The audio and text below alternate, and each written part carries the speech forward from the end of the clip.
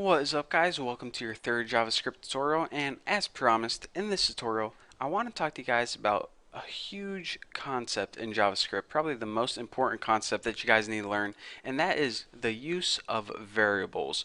So go ahead and try to remember all the way back to like 5th grade algebra class until you first learned about variables. Now if you can't remember, here's a little refresher. In order to use a variable, or what a variable basically is you take something like the letter X and you set it equal to something else like the word ham. And then when your math teacher wrote something like I love X or X comes from a pig, you understood that this meant I love ham and ham comes from a pig. That is because X and ham were basically the same thing. So that is pretty much what a variable is. It's just a fancy word for a placeholder. A variable is a placeholder, holds the place of something else. And let me go ahead and delete that first of all. So in JavaScript, we use variables a whole bunch, and we use them kind of in the same way, but a little bit different. Now, in order to tell JavaScript that we're going to be working with a variable, we need to write the keyword var. This tells JavaScript, alright, you ready for this? We are about to make a variable. You need to include that. The next thing that you write is the name of your variable. I'm just going to go ahead and name my variable X, but you can name it whatever you want.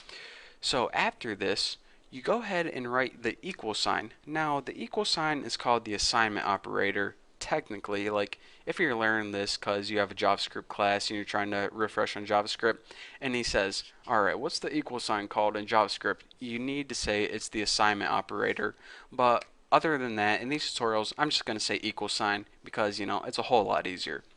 But anyways, you write var, the name of your variables, the assignment operator or equal sign, and then you write what you want your variable to equal. So go ahead and just write like 23 or something. Write any value in there. And then, of course, like every single statement in JavaScript, we have to end it with a semicolon.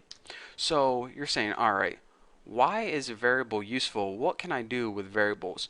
Well, a variable is useful for many reasons. I mean, already we know how to print something out on the screen. So go ahead and write document.write, and then inside your parentheses, instead of putting quotation marks in a line of text that it'll print out, go ahead and delete everything and just go ahead and write your variable. And check this out. Go ahead and save this and refresh it and see what we get. 23, just like that. So as you can see that it pretty much, this is what JavaScript is understanding. Alright, you're making a variable called X and you're setting it equal to 23. So now whenever I come across the term X in my program, I know to substitute it for 23.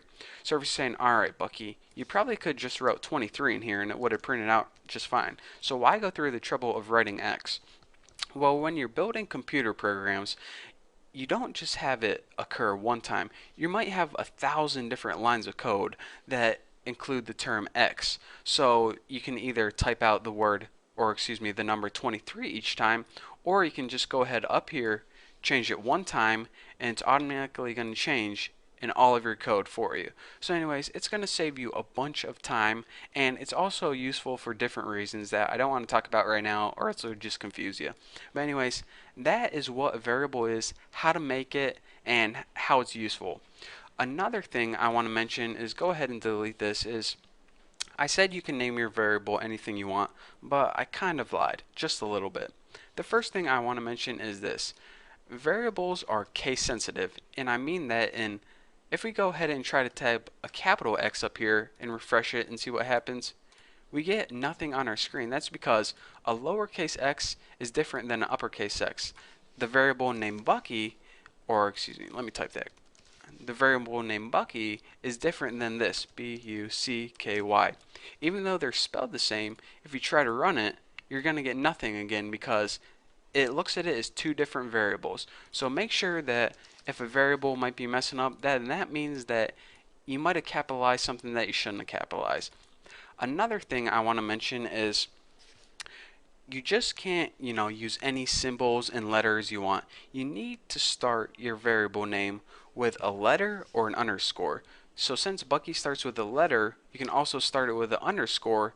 That would be valid, but you can't start it with like and or a percentage sign or anything like that.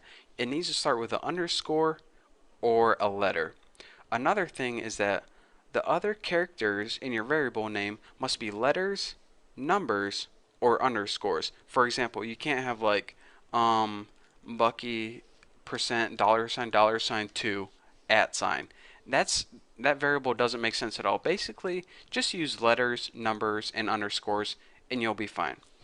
And lastly, I want to talk to you guys is that the most difficult thing to remember is that your variables can't start with numbers. For example, if you have variable 6 Bucky equals 32 and you try to run this program, it's not going to work out because your variables can't start with numbers. That's probably the most forgotten rule, but I needed to tell you guys. So whenever I said that you can name your variable anything you want, I kind of lied. You just have to remember these simple rules. It has to begin with a letter or an underscore, and only use letters, numbers, and underscores. You can't use dollar signs, spaces, percent signs, at signs. You can't use any of those.